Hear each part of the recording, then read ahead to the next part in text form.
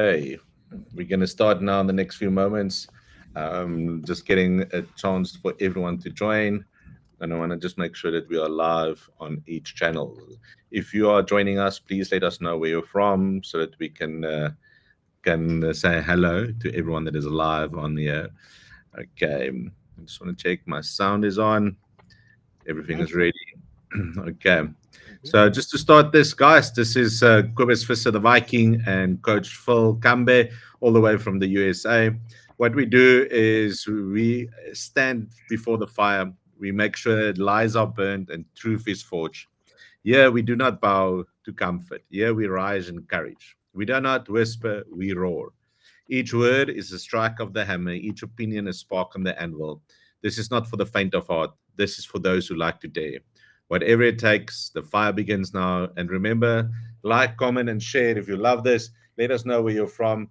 And we're going to have Coach Phil with us, and we're just going to have a conversation tonight around creating a peak performance team and recruiting the right people to your team and building that team. I think one thing is there's a saying is that culture eats strategy for breakfast. You might have the best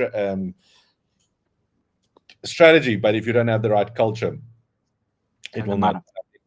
Is you need to think about it's not about employing A players, it's about creating a culture where when you employ people that will they fit into your culture.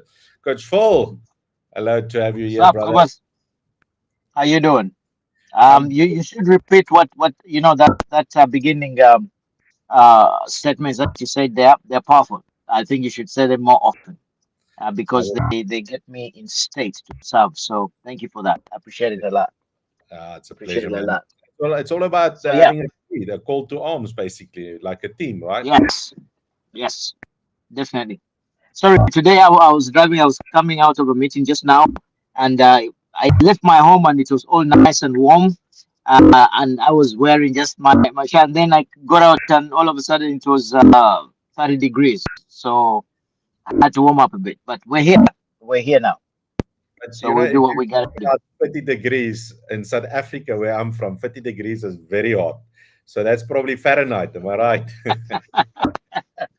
No, it is definitely Fahrenheit, not centigrade. So, Coach, today what is it? You framed it. Okay, what is it we're talking about? What is it with? And most importantly, how can we help people think through this? Yeah, I think let's quickly talk about, I think the one thing is the culture today in a company is very important, and diversity is happening around the world. Different cultures, different races, a lot of diversity coming into the workplace. So the number one thing I think if we have to figure out is how do you build a culture in today's time? How do you recruit the right people into your business to come and work and build that culture with you? Because the culture is being built and created from the ground up. Yes, and I think the old way of doing things has completely changed now.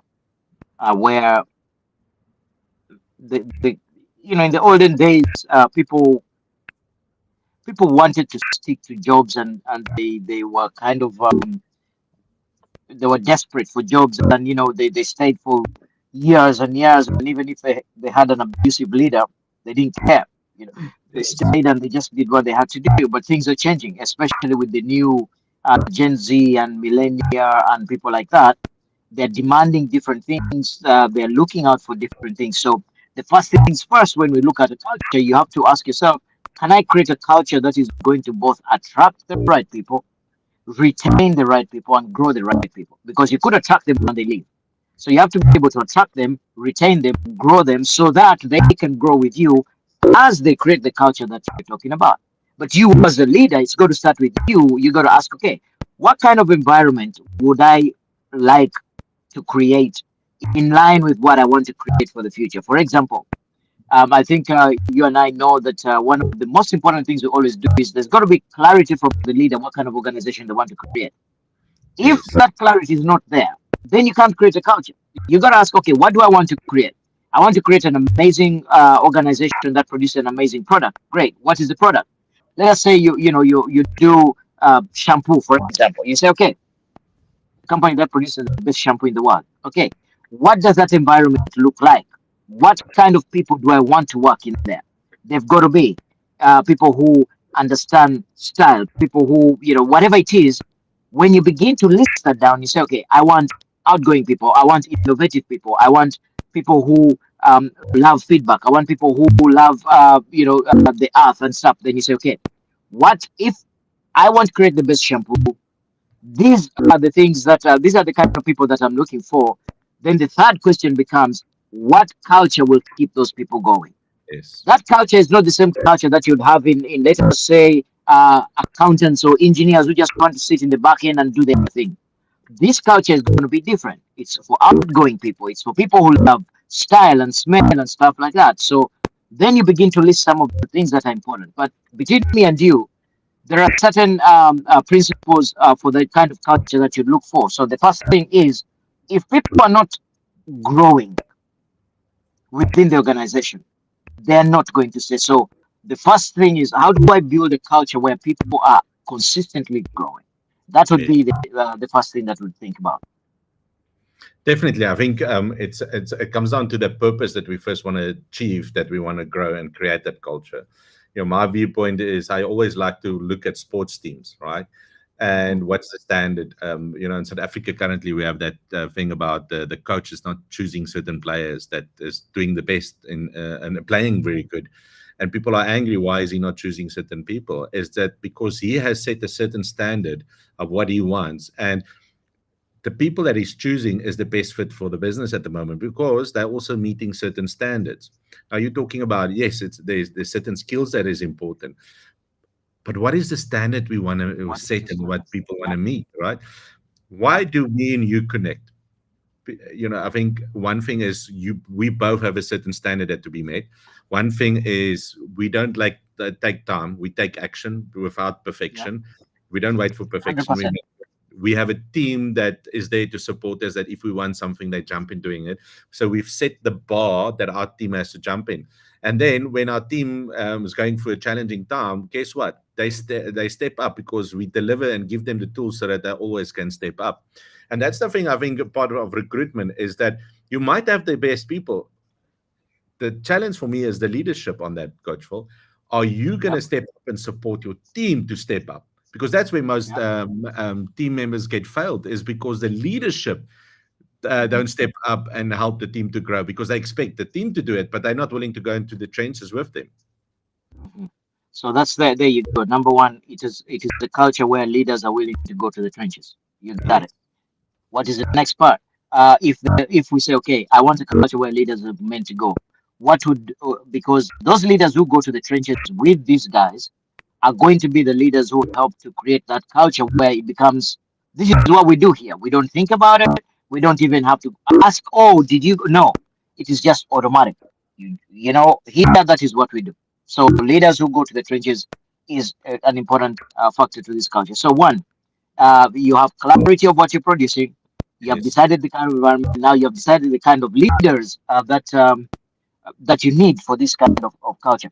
What I mean for this kind of organization, what is the next part to that? These leaders will go to the trenches. What is the next part of building this culture that will attract the kind of people that you're thinking about?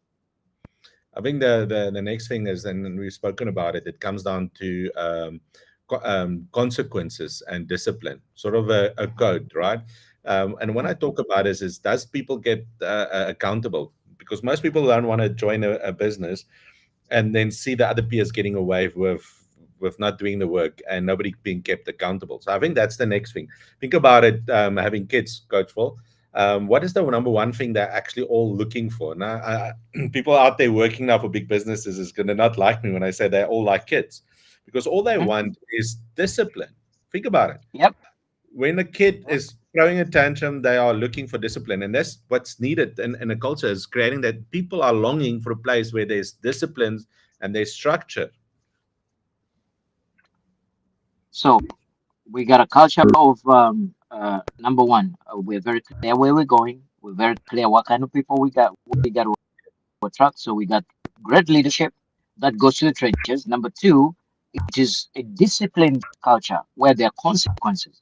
You know, and there's something interesting. I always tell, especially most of our African brothers and sisters, that some of, especially when you deal with some people who were appointed by government and oh, they're there because of relations, they do not understand the word consequence. They do not understand that if you keep people around and there are no repercussions for poor performance, there are no if a leader comes in and is not going to go in the trenches with the people, that leader cannot stay. But you'll find that Yes. certain companies, because you have a certain part of the company that is so good, they will be kind of covered under mediocrity, which is not going to happen. So the great culture of leaders who will go to the trenches. Number two is a culture of consequences. If people don't do what they have to do, then there are consequences in terms of if you don't have the discipline to execute. Okay. Yes. Next, what kind of I think that speed of execution and innovation are important in this culture, where Yes. you get something, you discuss it, you what when people say again when we have done these things, when people say, oh, we can do that in 2 weeks, you say, why don't you do it in 1 week? Yeah. Oh, that is about 4 weeks work. You say, no, why don't you do it in 2 weeks? Why? If you create a culture of high performance, which is about producing results much quicker, much faster, what does that mean? That means that you do things in half the time, you execute much quicker, you execute much faster, but also you create an environment where you're consistently coming up with new ideas. I think that adds a lot to the kind of culture that is going to attract the right people, retain the right people, and grow the right people. What else would you say would be useful? Number four, constant, clear communication and expectations. When people know what is Absolutely. expected of them and communication is clear and concise. I was with a team where they would say, give me, where the manager would reach out to Coach Phil. Coach Phil, when you have time, will you please send me that report? And then Coach Phil doesn't send the report. And then Cobus gets angry and like, why didn't you send my report? I told you yesterday to send it. And then you can just Mhm. easily say, but you said when I have time. I When I don't have have time. time. But because there's no clear expectations and communication is not clear enough, and it's all about keeping the other person happy. No, if we are constantly communicating clear with the right expectation, and then people will deliver, and people love that environment. Absolutely. Absolutely. And what it does for real high performers? They like such environment because there's direction, there's momentum. They're not wasting time. They're not wasting time with fuzzy. No, they work under expectations. They get things done. And I think Yes. that the final one here, Cobus, that I've been thinking about lately is a culture that everyone is always having somebody understudy them. Everybody is always growing somebody. Mentor. Everybody has got mentorship and coaching, and it's a learning environment 24/7 where all kinds of people are growing each other, they're helping each other out. There's so many companies that I'll tell you the latest. I've got a guy who I told him, hey, you have to go on holiday, and he said, what do you mean I'm going on holiday? I said, you haven't been away for over 36 months, and that is a sign of poor leadership. He said, you have no idea. My people might not do it. He said, no, no, no. Your people are not the problem. The problem is yourself. You Yes. haven't built an environment where you have inspired other people. So, which means you've actually capped your ability to grow this company. I was like, oh my God, I didn't know that. I said, yeah, you have made it very hard for this company to grow because everything is about you, is about you, is about you. So right now he's supposed to go away, but even when he's supposed to be away, he's constantly trying to check in, what's going on, what's up. I think the problem is more of him missing out. But what is the point? The point is if you continuously have people growing, especially high performers, they love to pass on information to the people below them because they know if they get better, they open up the door at the top so that they can go to the next level and then these people can take over. That is actually one of those things that great companies do not compromise on. Yes, I totally agree with you. And I think that leads me to the next point with great companies, with teams that people want to come and join, is when companies and teams celebrate success. It's we don't take enough time success. So people, I see a lot of companies these days that it's not about throwing a year-end party, but it's really when their success is to celebrate not only the success of the business, but Mhm. the vision success, individual successes, getting that recognition in the end of the day. Absolutely. So there you go. Do you have the? I can't remember all of them offhand because we always coming up with these things off cuff. But okay, recognition, innovation, and the mentorship. Leaders who go to the trenches, holding Let people accountable. let me quickly run through them. Okay, so Okay. I'm going to throw Yes. them on the screen. One was leadership in the trenches with the team. Oh, Then there you go. number two was accountability, consequences, and discipline in the team. Discipline the team. Beautiful. Three was speed of Speed of innovation and innovation, execution. execution. Absolutely. And then four was constant clear communication with expectations. You got it. And then five, mentorship and coaching and a learning environment. And then six, celebrate successes. And then lastly, giving recognition. Beautiful. Now, do we have some people online who might want to ask or contribute or say anything to this or add and or take away from it? I see there is people online, but nobody has commented or showed anything yet, Coach Phil. But I Okay. think I know you have also meetings and stuff. I think the most important is one is to realize that first you need to create the culture because you can have the best Understood. strategy if you don't have the right culture. So you need to figure out what that culture looks like. For me, then why culture is so important because two companies can look at the same strategy, the same target market, the same everything. The only thing that's going to differentiate them is the culture they have. And the one with the Absolutely. best culture is going to attract the best people, is going to keep the people the longest with that culture. And in the long run, that company is going to win. Anything you want to add to that, Coach? Uh, and it's interesting how people can spend so much time on vision and strategy and the best colors and we got things on the wall, but they haven't invested in the most important thing. It's like attempting to plant corn, but you're planting it in a desert where there's no water, where there's nothing. Your culture is the ground. So getting that ground ready, getting it right, knowing exactly what it is. We have leaders that go the extra mile. We recognize. We are innovative. We execute like crazy. That kind of culture will always completely outdo cultures that don't have that. And like you said, two companies, one has a great culture, one doesn't. The one that does will always win every time, all the time. Totally agree with you. And I think everyone, that's the secret. So if you have a business and you have a team that you are building, we have two gifts for you. If you are wanting to build a culture, we have an Yep. assessment to actually measure what your culture looks like. And the other one is a scaling assessment to allow you to look at what's the red flags currently in your business to help you to scale your business and create the right culture. And how can I say, one team, one band, and one spirit, one vision in the end of the day. Anything Yeah. last words from But your side, Coach Phil? yeah, before Cobus, we have to make it clear that this is not for everybody. This is for Yeah, only those leaders who really want to make a difference. But also, some leaders are going to hear this, and they will think that they are good to go because all the surveys they do by their HR have been told, oh, well, everything is good, everything is good. If everything is good, you must have amazing results on the top and bottom line. That's when you can say that your culture is amazing. So if it is not, and you want to go to the next level, and you feel you need, and by the way, our what Cobus just told you in terms of a gift, there's no obligation. We just help you out to have a real laser focus on what is actually preventing you from that beautiful future. And yeah, if you are willing to do the work, because we don't we we walk our talk.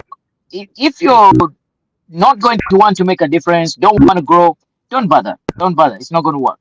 But yeah. if you really want to go to the next level and dominate your market, then take us up on that. We will guarantee that you will have not just a great perspective of your business, but you will know exactly what you need to do to make results 10x better next quarter.